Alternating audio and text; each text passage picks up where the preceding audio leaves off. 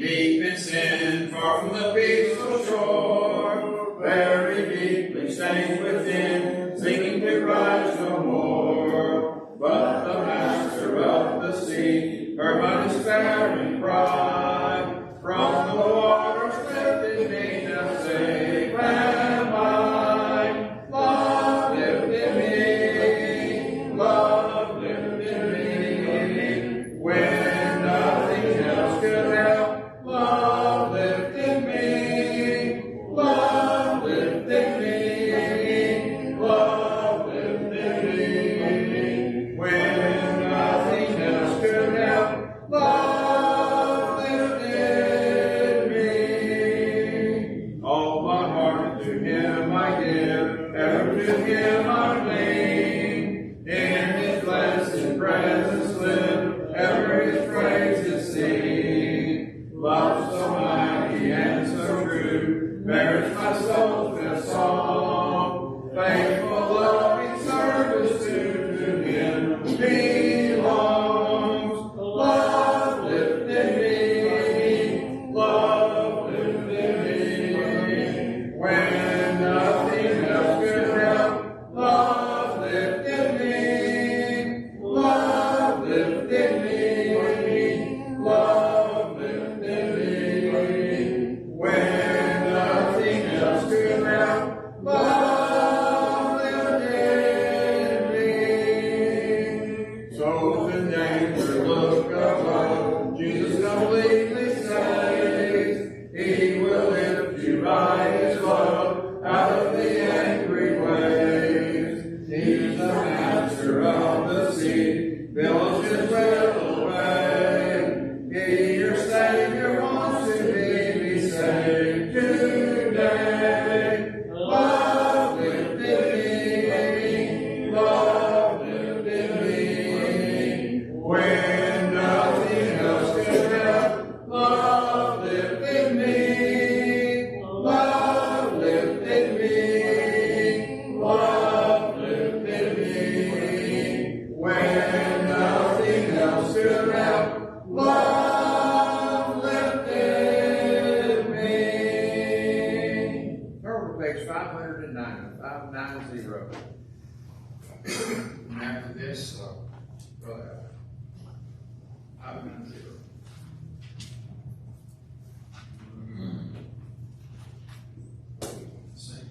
Jesus is all the world to me, my life, my joy, my all. He is my strength from day to day. Without Him I would fall. When I am sad, to Him I go. No other one can cheer me so. When I am sad, He makes me glad. He's my friend. Jesus is all the world to me, my friend in trials sore. I go to Him for blessings, and He gives them more and more. He sends the sunshine and the rain. He sends the harvest, golden grain. Sunshine and rain, harvest of grain. He's my friend. Jesus is all the world to me. I want no better friend. I trust Him now, I'll trust Him when life's leading day shall end. Beautiful life with such a friend. Beautiful life that has no end. Eternal life, eternal joy. He's my friend. Which Morgan Songbook's page 552. 552 will be the song after the lesson.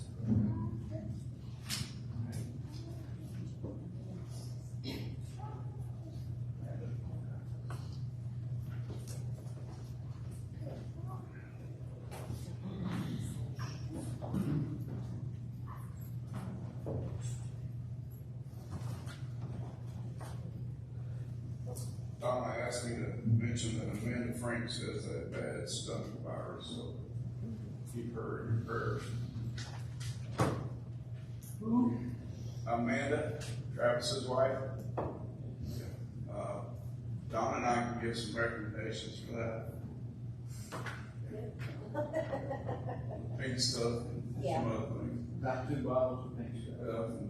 Modi made eat, whatever cocktail mixture you need to make those to get it to work. Yeah.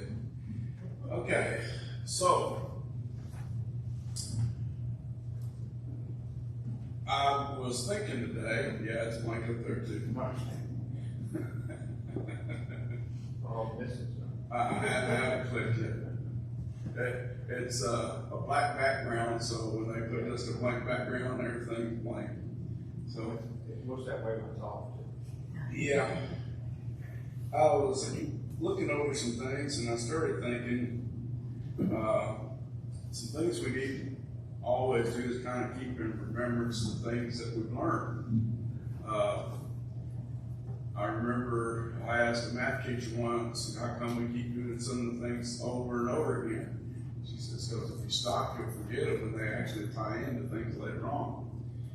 Well, if you look at the book of Joshua, it tells us that, Judges, one of the problems they had, there arose a generation that knew not the wanderings in the wilderness, what their fathers had seen. And so with the fact that we kind of have us all intermingled here and look at things, I thought about doing the miracles of Jesus. And we're going to do it a little different too. We'll break them down into 4 areas that show his power. And the first one is his power over nature. And we're going to take each one that goes in their chronological order, not their biblical order. They are kind of biblical, kind of not, because what I did was, where there was more than one place where they were recorded, I went through what I wanted to show most out of that area, pick the one where I wanted to go from. So, okay. Now, there we go.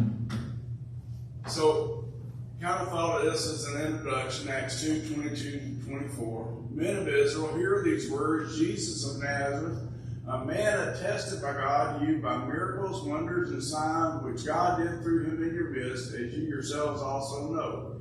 Him being delivered by the predetermined purpose and foreknowledge of God, you have taken by lawless hands, have crucified and put to death, whom God raised up, having loosed the pains of death, because it's not possible that he should be held by. Now, Peter puts this into his sermon to remind them, first of all, he's telling them that he's been raised from the dead, but also remind them that they saw the miracles. And it's interesting because when you start looking for reasons to believe in Jesus, what's one of the most primary reasons? The miracles and the testimony of them. So it's kind of a point there, and I want you to think about something, especially when we go to this first miracle, and the reason I'm power of nature. When we start looking at some of these things and a power over these particular things, who is it that has power over nature?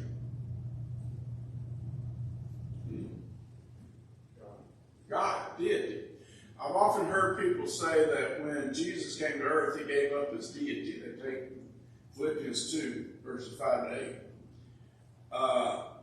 When we get done tonight, you're going to have to question that. Okay?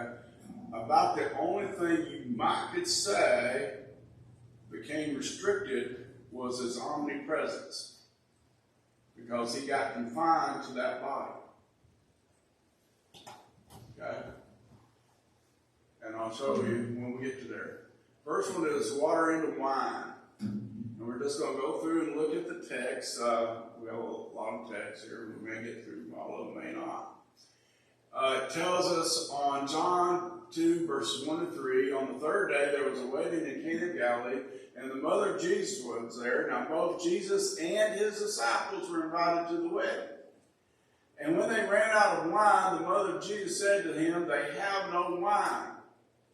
Jesus said to her, "Woman, what does your concern have to do with me? My hour has not yet come." His mother said to the servants, "Whatever he says to you, you do it." Now let's take a point here. What did Mary expect him to do? Fix it. Fix it. So what did she expect? A miracle. She expected him to do a miracle and make wine. Fix Okay, let's be honest. That's exactly what she expected. Now, what does that tell us something about Mary and her relationship with Jesus? it. She was still his mom. She was still his mom, but she also knew that there was more to him than what the rest of the world did. Well, yeah, because she's his mom. Not just because she was his mom.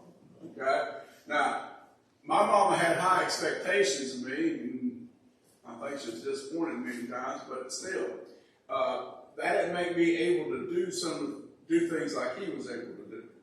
She expected him to do what she wanted. Well, that's true, but I'm not talking about that. Let's be honest. She's expecting him to do a miracle. It tells us that probably she had witnessed some things we have no record of. There we go. That's what I'm going for. She had seen some things possibly the public had not, but she had seen some things that made her think. And it made her believe that he was able to do this. Now it tells us, there were set there 6 water pots of stone, according to the manner of purification of the Jews, containing 20 or 30 gallons each. What do you understand what that means? So when they made a new water pot, they put water in it for so long to purify it. That was their custom. Now, here's the interesting part. They're containing 20 or 30 gallons apiece. Okay? Which means they had to be empty first. See? He said, Jesus said to them, "Fill the water pots with water," and they filled them up to the brim. So they had to empty them and then fill them up. And he said to them, "Draw some out now and take it to the master of the feast." And they took it. When the master of the feast had tasted the water that was made wine and did not know where it came from, but the servants who had drawn the water knew, the master of the feast called the bridegroom. And he said to him, "Every man at the beginning sets out the good wine, and when the guests have well drunk, then the impure. You have kept the good wine until now." And what does that mean, good wine? Better than that. Huh? It was better than what they had. It was the best. That means it was the strongest. No. Quality was good. The quality was good. In fact, according to the custom of the time, it was probably like pure grape juice. There was only one word there for both grape juice and wine. And I was reading some things, I forgot who it was. It was out of a guy in Wood's commentary. He points out that the custom of the time, the purest of the grapes were considered to make the best, and it was fresh before it fermented. And that's what the masters talk about. After they got some taste into them, they start slipping in the watered-down fermented wine. But whereas he brought out the other. Now, I'm going by what scholars have said that I don't know for sure. But I know that this in the Greek language is only one word. It is interesting that Jesus makes a point of leaving out minos when he institutes the Lord's Supper, which is wine, the word we translate wine, and says fruit of the vine. Change. But this beginning of signs Jesus did in Cana of Galilee and manifested his glory, and his disciples believed in him. So here's the point of the miracle. What disciples?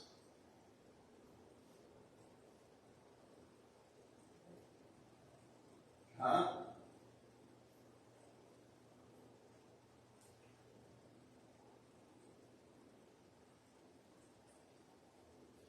Listen, something I we see the disciples of Jesus, what do we often think of? The apostles. As if that's the only ones he had. They weren't the only ones he had. He had others. Now, in this context, and going from the fact that if you go back into chapter 1, you see Andrew and Nathaniel being disciples of John and leaving John the Baptist to follow Jesus after seeing the dove ascending on his shoulders, and they go and get their own respective brothers. See, so you know that they were probably included among that. When we get to Acts, we see many others. But this point that he does something that nobody's able to do.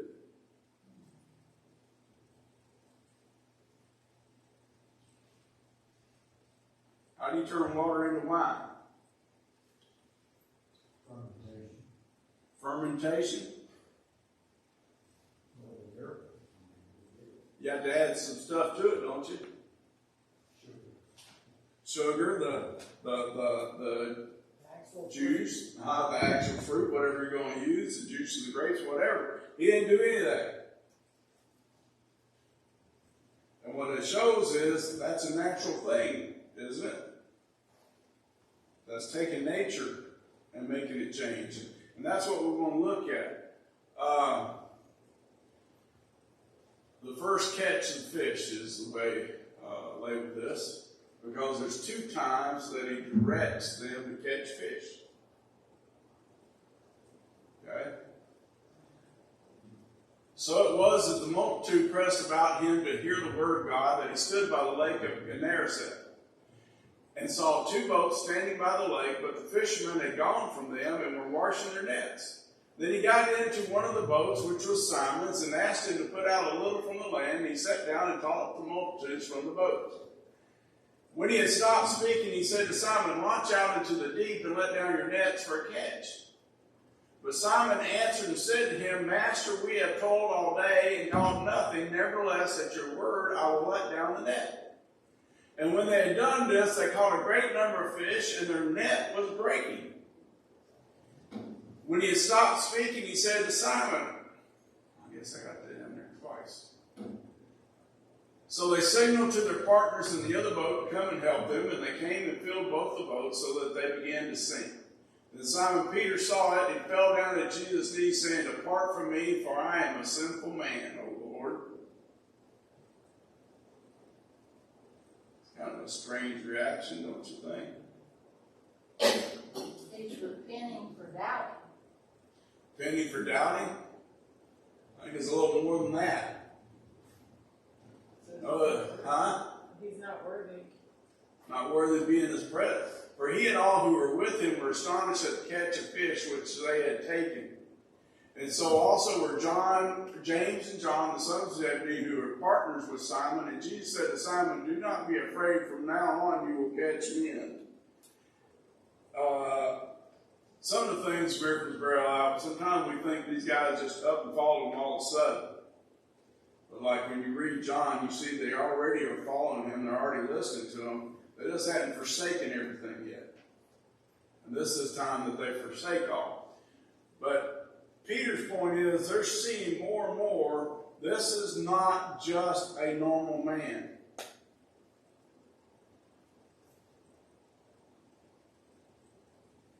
Think about what was said in Acts chapter 2. A man attested to by signs, miracles, and wonders. Yes, sir. Well, you also got the point of, did Simon allow him in the boat? Because it wasn't Jesus' boat. Would somebody just willingly just walk onto somebody else's boat? Well, that's true, yeah. So he allowed him in, and he'd been teaching. Here's the thing, and those things point to it, but it's showing his power. I want to think, I read something one time that it was a point of trying to disprove the miracles as being miracles. Okay? And about this particular situation, they said, well, you know, if you lived around Galilee and everything, you understood that schools of fish would get in great numbers at times, and you just had to know where they were. And Jesus just happened to know where they were. What's the problem with that? How do these guys make their livelihood? So what do you think they know? Where they're at. Where fish. They know where the fish are supposed to be. And they've been working all night and hadn't caught anything. And now suddenly they've got so many their nets are breaking. They understood this was just not the luck of casting the net. Okay, this one kind of fits in today, don't it? Calming the storm. Mark 4:36-38. Now when they had left the multitude, they took him along in the boat as he was, and the other little boats were also with him. He had been preaching in the context, and when he started to leave, Mark is the only one that bears out that there were other boats that followed them. So it's just not the ones in the immediate boat. And it says that a great windstorm arose, and the waves beat into the boat so that it was already filling. But he was in the stern. What's the stern? Huh? The back. The back. Asleep on a pillow, and then Mark's the only one bears that out. And they woke him and said to him, Teacher, you do not care that we are perishing?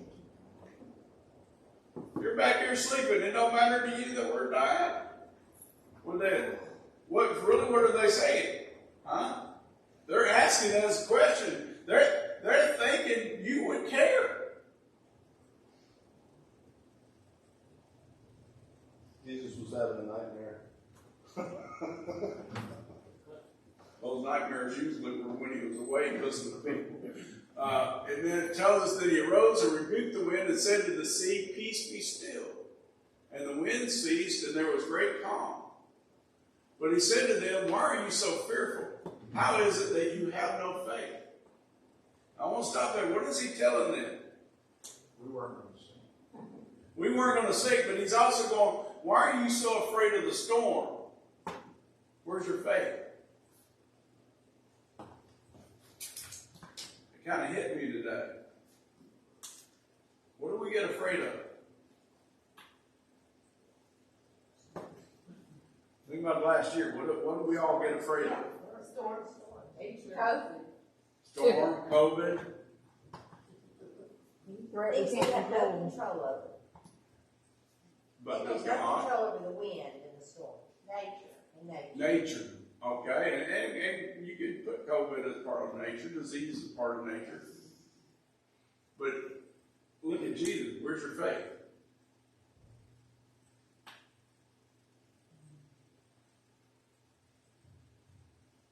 Even if he was asleep, did they forget to trust in God? That's the point. Now, Mark says, and they feared exceedingly and said to one another, Who can this be that even the wind and the sea obey him? Many translations have that word feared as awe. They were in exceedingly awe. Matthew's rendering actually says they marveled exceedingly. This is an amazing thing that had just been done. But it stands as a reminder. Who's in control? God. Now, I'm not saying we shouldn't ever be afraid, but not to the point that we don't trust in God.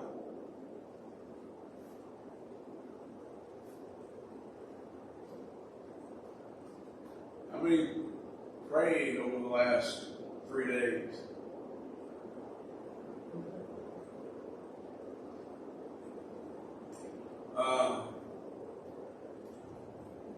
we have an assurance that this is not the end of the world.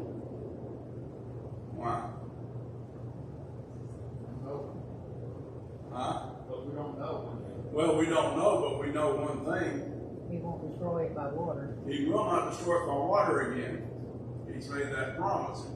But does that mean that everything's just going to be hunky-dory? Try to tell that to some people like Charles. The dam won't break, the flood, people will drown. And it doesn't mean that people may not lose their life. But that's the thing about it. When we get up every morning, what's the possibility? Good as yesterday, no better than tomorrow. May not even make it through today.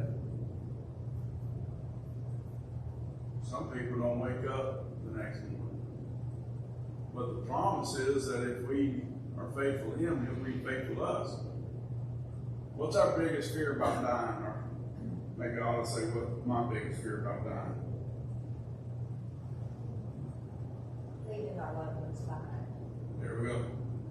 We're going to the level of life, Christ and God. but What we're happens to leaving- my family? Right, nothing. What happens to my family? We have no control of it. And so the only thing I can do with that is trust in God that He'll do the best He can with them. The rest up to them. I've been thinking about Mary. You know, Jesus kind of chastised her in a way. If I was a mom, I'd think he was chastising her. But she didn't spend a moment arguing. It was, I trust He's going to take care of it. And that's a good point. Now, in a way, He did kind of tell her, you're overstepping your bounds. In a way. Some people have questioned, got upset. It was rude for Him to call her a woman. But she trusted. But that was the custom of the culture. I've heard it could be translated, my dear lady. Huh? I've heard it could be My dear translated, lady. my dear lady. Oh, I'm that's- not sure that's about better. that, but I know the custom of the time was in the way they addressed him. They didn't always say mother.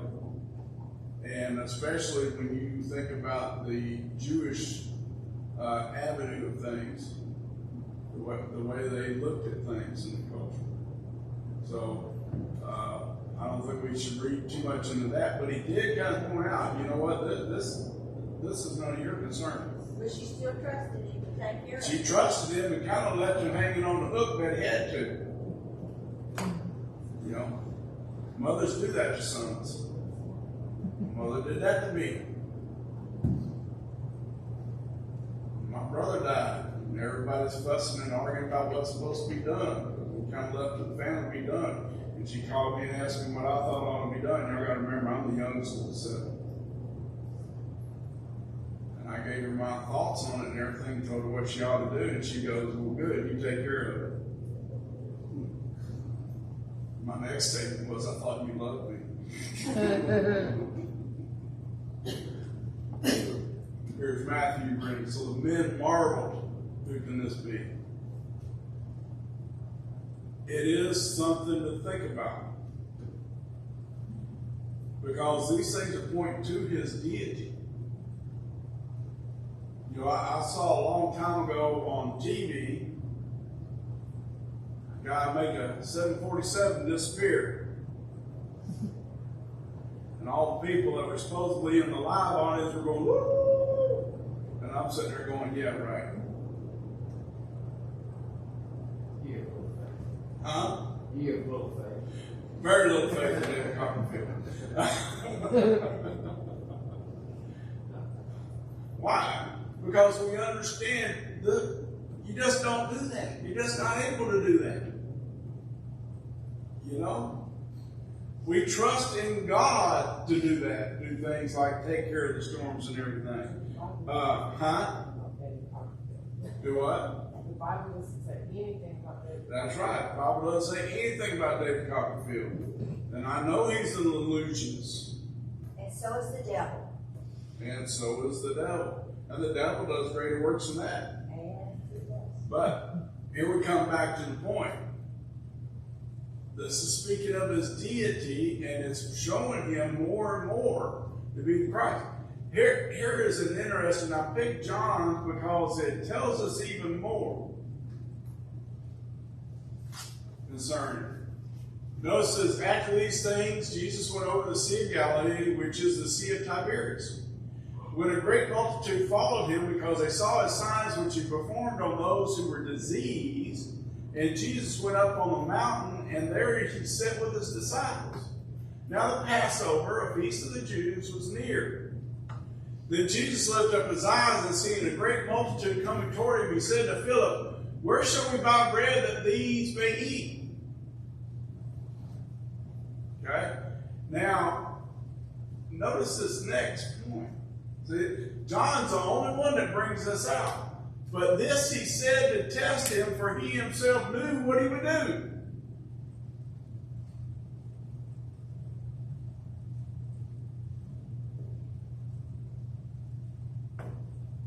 What Jesus was about to do, he knew he was going to do.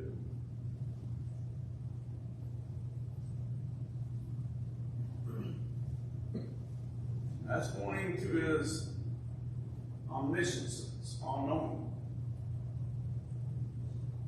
So you got to remember, John wrote his gospel debating Gnosticism, to show Jesus was deity. And so he points out this point that he knew. Now notice Philip. Philip answered, 200 denarii worth of bread is not sufficient to them, that every one of them may have a little. Think what his point is. Even if we bought all this bread, as many as we have here, they're just going to get a little. We're not going to be able to really feed them.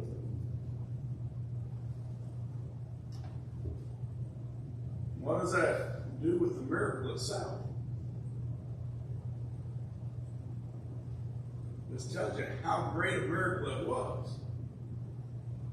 Now, Mark Gospel, when it records this, says that he turned to the disciples and said, "Go see what you can find." So go see what we have. And then we're told that the disciple Andrew, Simon Peter's brother, said to him here in John, "There is a lad here who has 5 barley loaves and 2 small fish. But what are they among so many?" Even Andrew. "Look, this is all we got."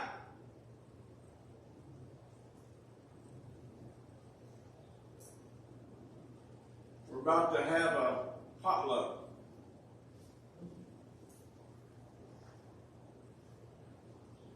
If you help prepare for the potluck and the goal of 100, and it turns out to be 175, what's your worry going to be? Is it going to be enough? And I almost bet whoever gets sent to Brookshire for the chicken says, "See if you can get more." Right?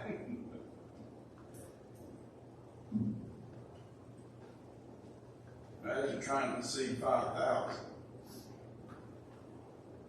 And as Matthew puts it, 5,000 men plus the women and children. But Jesus, 5,000 men. Plus women and children. Okay? Then Jesus said, "Make the people sit down." Now there was much grass in the place, so the men sat down in number about 5,000. Matthew, Mark, and Luke bear down that they sat down in 50s and 100s.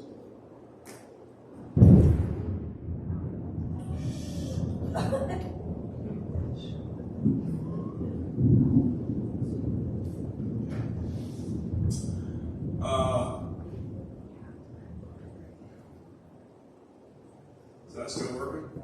Huh? Okay. And Jesus took the loaves when he had given thanks, he distributed them to the disciples, and the disciples of those who were sitting down, and likewise of the fish, at, notice that, as much as they wanted.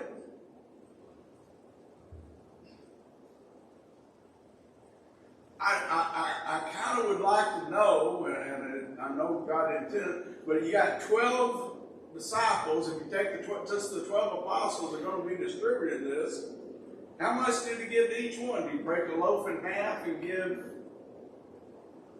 each loaf, and the same with the fish, half a fish, and then it keeps getting, somewhere it just keeps multiplying? Apparently so. It would have been an interesting thing to see. It's kind of like my truck. Sometimes, especially driving around town, I get lower mileage. So when I fill it up and I start driving somewhere where I get better mileage because I'm not doing the stop and going, and when I fill it up, it tells me how much I'm supposed to get in the tank, the miles. But then as I keep driving, sometimes it gets to multiplying. Well, this had to be what was going on with these fish, but mine's not a strange thing. It's just because you get better mileage when you don't have to stop at a red light every 15 feet. But with them, this is kind of what was going on. It was kind of, giving it to them, and there's still, I'm sure there was some scratching of the heads.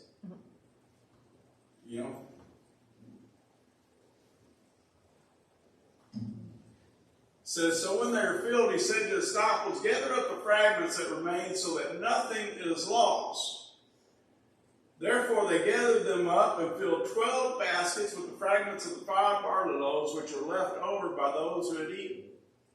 Then those men, when they had seen the sign that Jesus said, this is truly the prophet who has come into the world. Now, here's the interesting part. Is there anything significant about the number 12? 12 apostles. 12 apostles. How many tribes of Israel? 12. All through the Bible, 12 is used. Some people call it a whole number. 7, 10, and 12 actually are used as if they're holy numbers. They're things complete with God. Those numbers are multiples of those numbers. Like you'll find 144,000 in heaven. That believes God. And it'll say 12,000 of the 12 tribes, that's how it gets there. But all those numbers keep coming in. And I'm bringing that up because it's going to be interesting here. Now, who is this prophet that they're talking about? What is that in reference to? Say in reference to the Old Testament and their teaching that there would be a prophet. Prophet like Moses. Deuteronomy 18, thought there was a point that needed to be bared out. The Lord your God will raise up for you a prophet like me for your midst, from your brethren. Him you shall hear. According to all you desired of the Lord your God in Horeb in the day of the assembly, saying, let me not hear again the voice of the Lord my God, nor let me see the great fire any more, lest I die. And the Lord said to me, what they have spoken is good. What they said. In that context, when they were by Mount Horeb, God said, it's good. They really don't need to come over here. It's kind of a point of God talking about, Moses, you're doing your best to be holy, but you're fixing to come up on the mountain, and these idiots are going to build a golden calf. What do you think is going to happen if they come on my mountain? They're going to die. Now, he says, God speaking to Moses says, I'll raise up for them a prophet like you from among their brethren, and will put my words in his mouth, and he shall speak to them all that I command him. And it shall be that whoever will not bear my words, which he speaks in my name, I will require of him. So this is the prophet that they are talking about. When Stephen is stoned and is speaking, he says that Jesus is the prophet that Moses promised. What was particular about Moses? He was the Savior of the people. He was Savior of the people, but there's one. How did God speak to Moses? Directly. That's what he says in Numbers chapter 12. He says that other prophets speak for me. They get a vision, they get a dream, things like that. He says, Moses, I speak face to face. That's the thing about Jesus. He would speak to him face to face.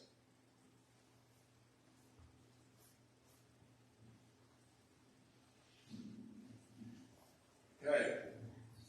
Walking on water. Matthew 14, we read, immediately Jesus made his disciples get into the boat and go before him to the other side while he sent the multitudes away. And when he had sent the multitudes away, he went up on the mountain by himself to pray. Now when evening came, he was alone there. But the boat was now in the middle of the sea, tossed by the waves, for the wind was contrary. Another storm, right? Now, in the fourth watch of the night, Jesus went to them walking on the sea. And when the disciples saw him walking on the sea, they were troubled, saying, "It is a ghost." And they cried out for fear. I think that's kind of a normal reaction, don't you think?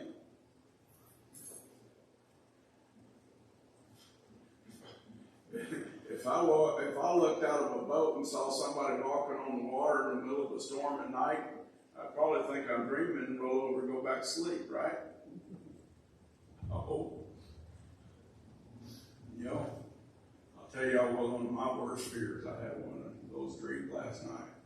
But immediately Jesus spoke to them, saying, "Be of good cheer. It is I. Do not be afraid." And Peter answered him and said, "Lord, if it is you, command me to come to you on the water."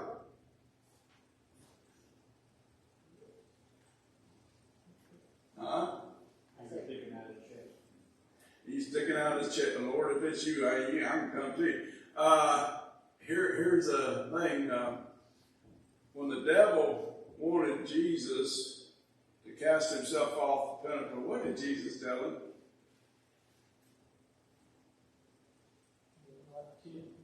Do not tempt the Lord your God. Tempt is the same as testing. I think Peter's testing God a little bit here. He's trying to, God's going to turn the table. God's going to turn the table. That's my point. He knows that. You're wanting to test me. Now I'm going to turn around and test you. So he said, "Come." And when Peter had come down out of the boat, he walked on the water to go to Jesus. But when he saw that the wind was boisterous, he was afraid and began to sink. He cried out, saying, "Lord, save me." And immediately Jesus stretched out his hand and caught him and said to him, "O you of little faith, why did you doubt?" And when they got into the boat, the wind ceased.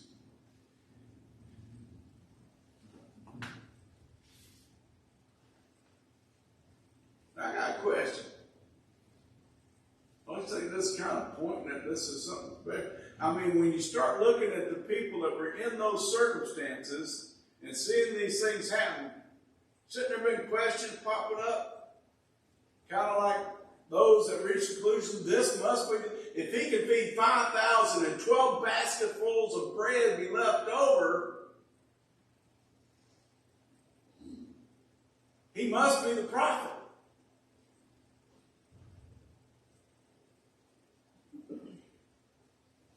He's got to be more than just a man. Wouldn't you ever hear of Elijah walking on water? Or Moses? Or any of the prophets? Has any prophet in the Old Testament ever had that kind of power over nature?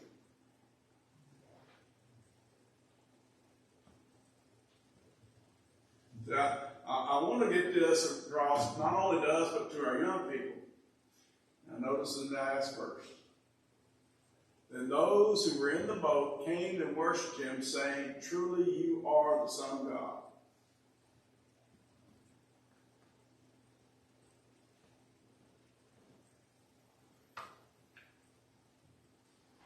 Now Peter don't make that confession for a couple more chapters when they're sitting there with the 12.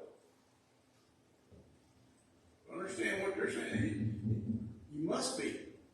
You must. Sometimes we think, well, they didn't realize. I don't think they grasped fully what they were saying here. But they were starting to see it. See, so many times we want to look at these people, these witnesses that believed in him, and saying, well, you know, they just everything they went through. But notice that faith was being built all through his ministry.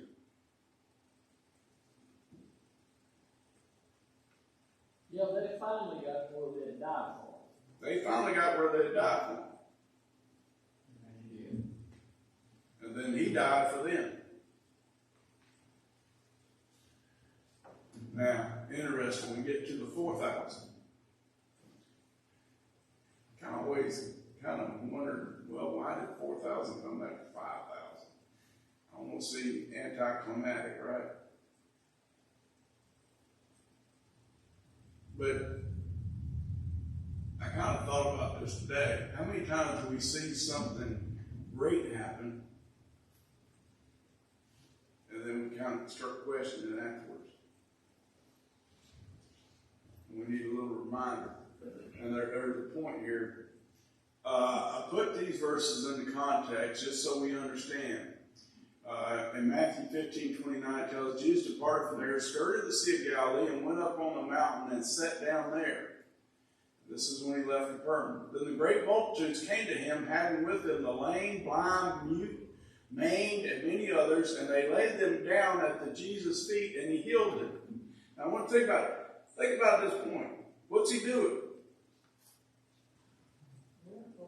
Miracles. Whatever people have, they're bringing them to him. They know it. They've heard he's there. They're coming out. They're meeting him. They're bringing their sick and diseased, and he's healing all manner of diseases. Right? He's showing great compassion.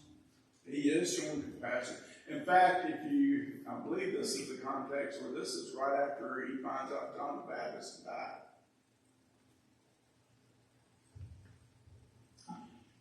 He says, so the multitude marveled when they saw the mute speaking, the lame made whole, and the lame walking, and the blind seeing, and they glorified the God of Israel. And that's the purpose.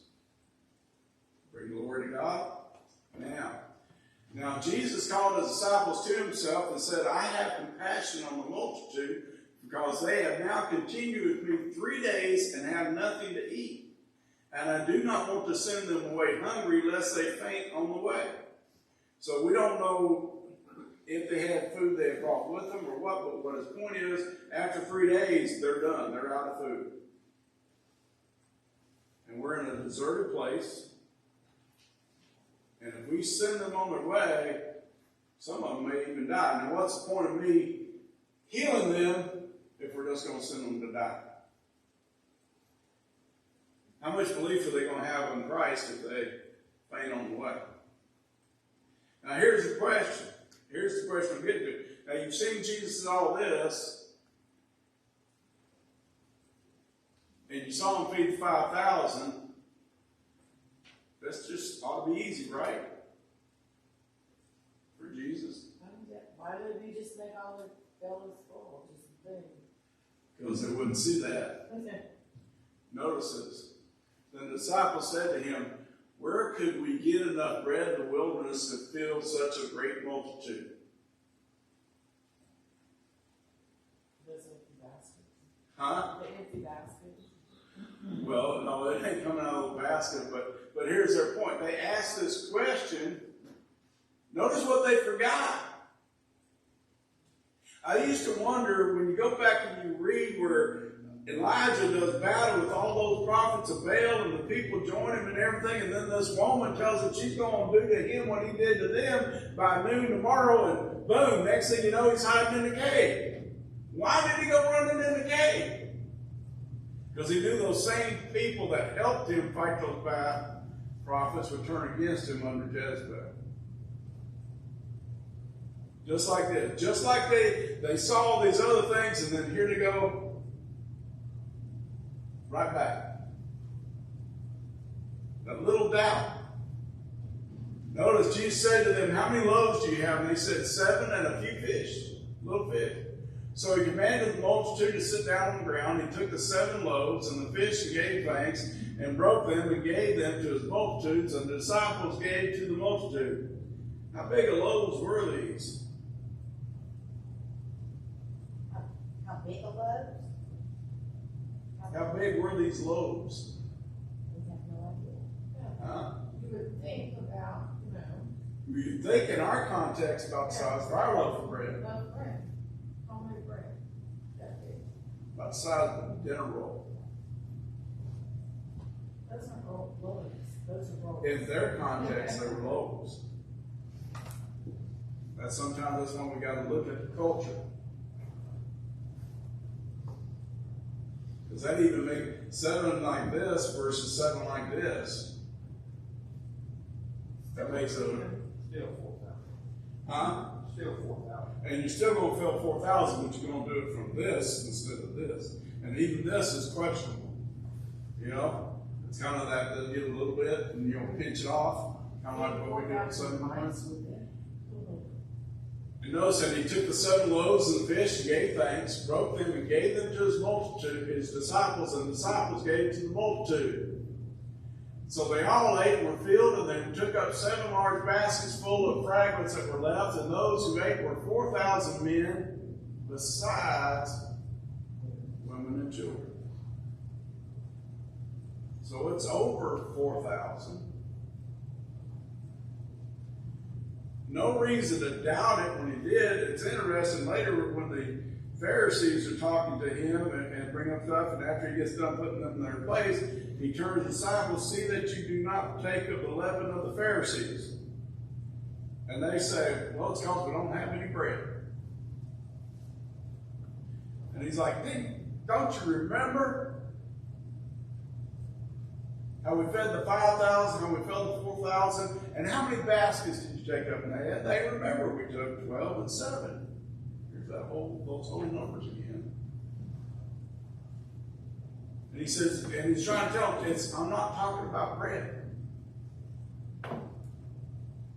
And I think that comes back to the point that God, early in his ministry, Jesus in Matthew chapter 6, Sermon on the Mount, tells us not to worry about the things of this world. God can provide those. And I think that's part of the point of these power over nature. Here's a simple one. Man, I wish I could just go fishing and pay my taxes. Could you? Huh? Could you pay it? Yeah, but then I'd have some fish that I got to pay taxes on top of some of the apartments. I know, but it's true. But it says, when they had come to Capernaum, those who received the temple tax came to Peter and said, does your teacher not pay the temple tax? And he said, yes. Kind of presumptuous of Peter, right?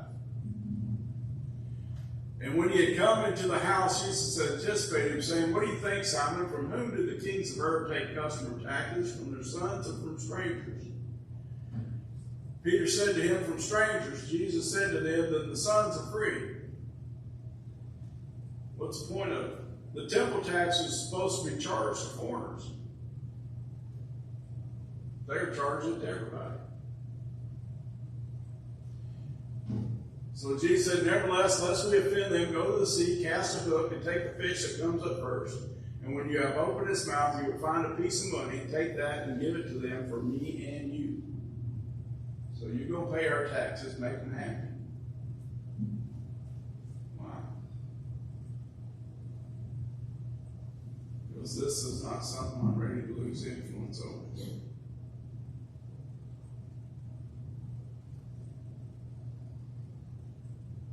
Ever read in 1 Corinthians chapter 6 where Paul talks about brethren taking brethren to court? He says, aren't you able to judge these things among yourselves? He said, wouldn't it be better to take wrong than to do wrong?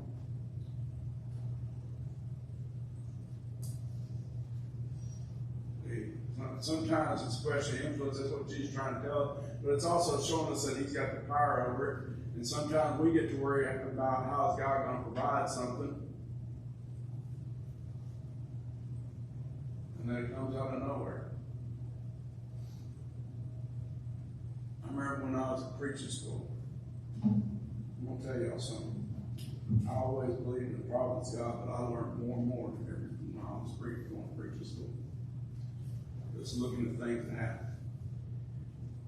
There was somebody, I don't even know who it was, giving money to the church in Deltona to help support me go to preaching school, $50 a month.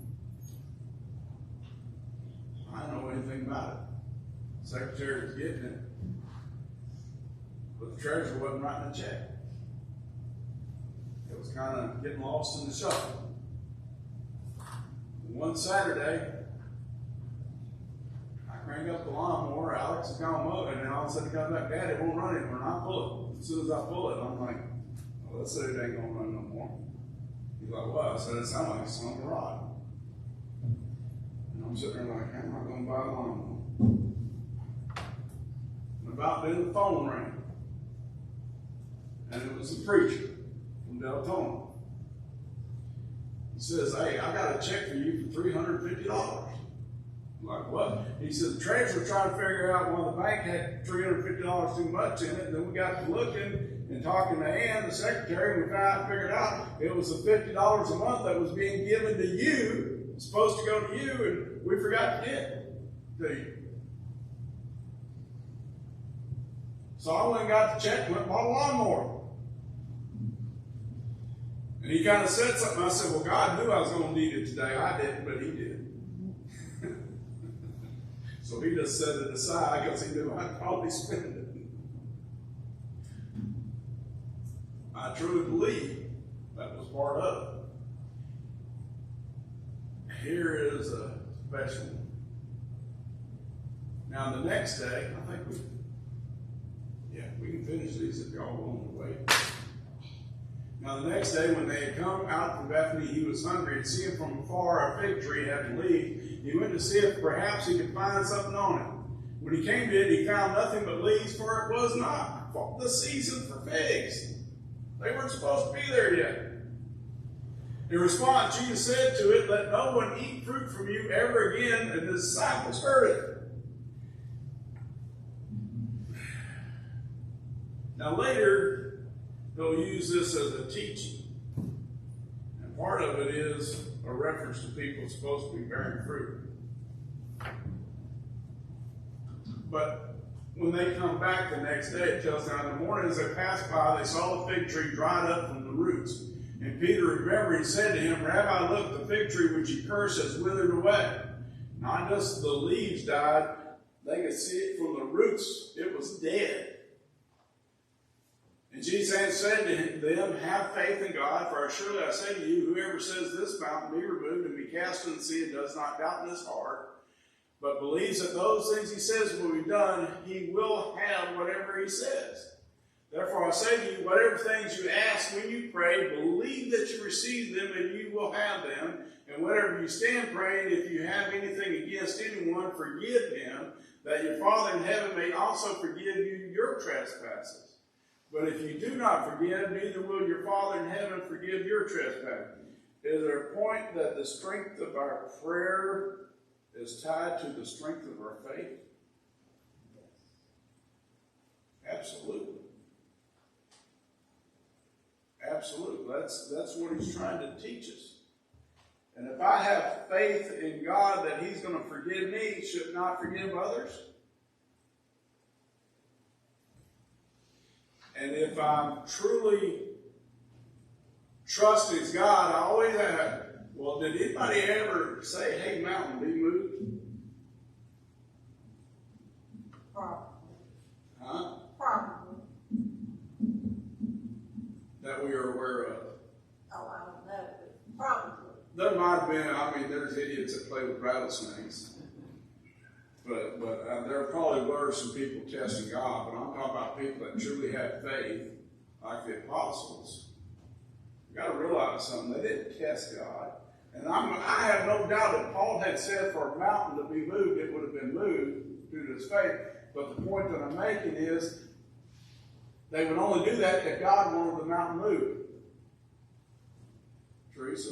I was just going to mention that none of the miracles that we have seen Jesus perform were ever performed, in my opinion, for theatrics. No, they were It was not. fulfilling a need at that time. Not, Fulfilling let a me show need you what I can or do. given an opportunity to teach. Right. That's the thing we're going to realize. Now, here is the last one of his power over nature. And it's an interesting thing.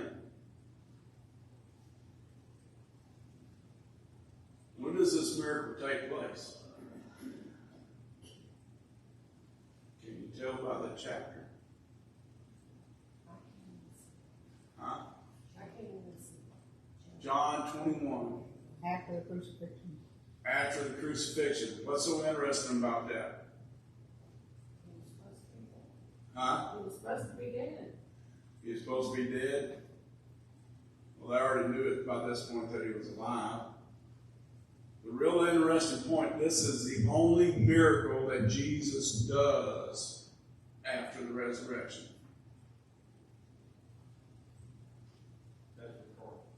That's recorded. As far as we know, this is the only miracle. And note, after these things, Jesus showed himself again to the disciples at the Sea of Tiberias. And in this way, he showed himself. Now, I want you to think about, understand this too. Only John records this miracle. Okay? And that comes into John's gospel written the way it was. Simon Peter, Thomas called the twin, Nathanael of Cana in Galilee, the sons of Zebedee, and 2 others of his disciples were together. So how many we got here?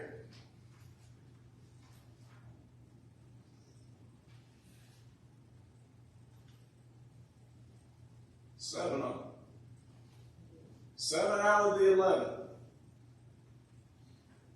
Simon Peter said to them, I am going fishing. They said to him, we are going with you also. They went out and immediately got into the boat, and that night they caught nothing. But why would they go fishing? Let me ask you this. Any ideas? They were kind of lost.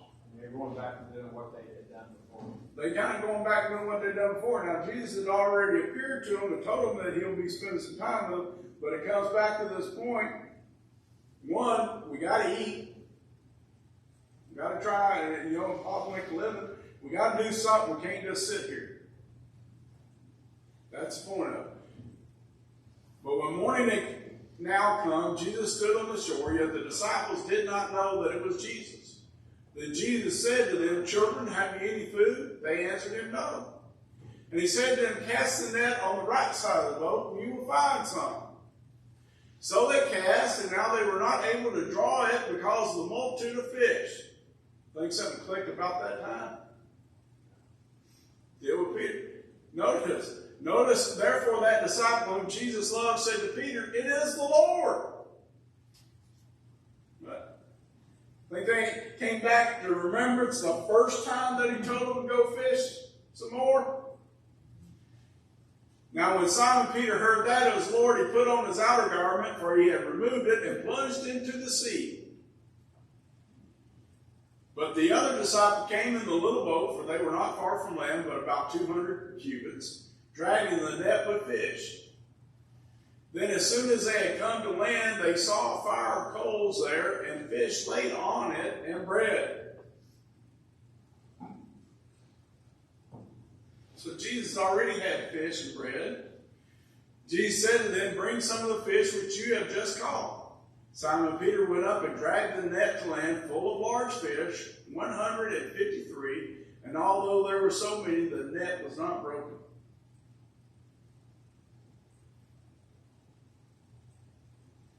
Now, the interesting thing of that is, here is a miracle that caused Peter to say, the first time, depart from me, I'm a sinful man. I'm not worthy to be around you. And then the last miracle is done again. That miracle is done again to show them that he still had power over nature. And Peter again says, hey, I got to be dressed properly to be around the Lord. I can't just be out here in my underwear. Whatever, I don't know what the outer half was left after the outer garment. That's basically it. Jump to sea out. And they're all with him. Why? Because now they know he wants them with him. I thought he just threw it off the outer garment so he wouldn't drown when he jumped in the water.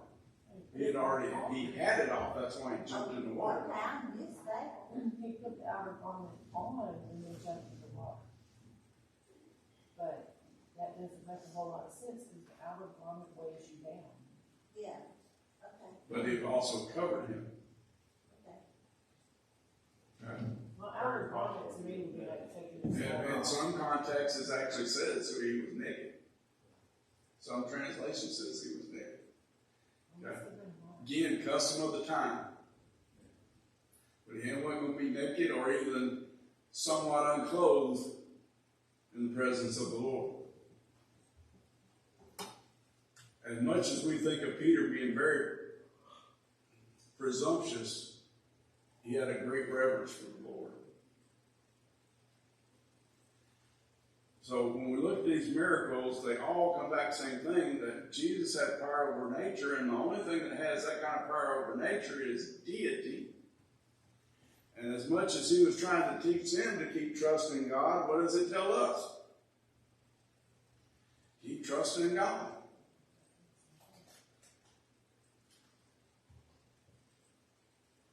Always rely on God. It's important for us to be able to point to this because this is a testimony that Jesus is the Son of God, and not just the Son of God, but deity. Not a little g like some people will tell us. But that when we read in John 1:1, the Word was with God and the Word was God, it's talking about He's part of God.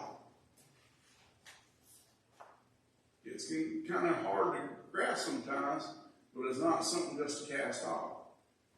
So that's the beginning of this. Maybe it will be just a 4-week study. We got through all these in one night. I'm hoping, and like this, since we have so many young people in here, it not only reinforces us, but also helps them to understand. If there's anything we can do for anyone tonight, we'd ask you to come on, stand while we sing. Have thine own way, Lord, have thine own way. Over my being, absolute way. Filled with thy goodness, thou shalt see Christ only always, living in me. That's not the right song. Thank you all for being with us tonight. I appreciate that very much. Hope you have a safe week. Let's also remember that coming up the last Sunday of this month, we'll have a covered dish on Sunday morning services. And then the following week, June the 6th, will be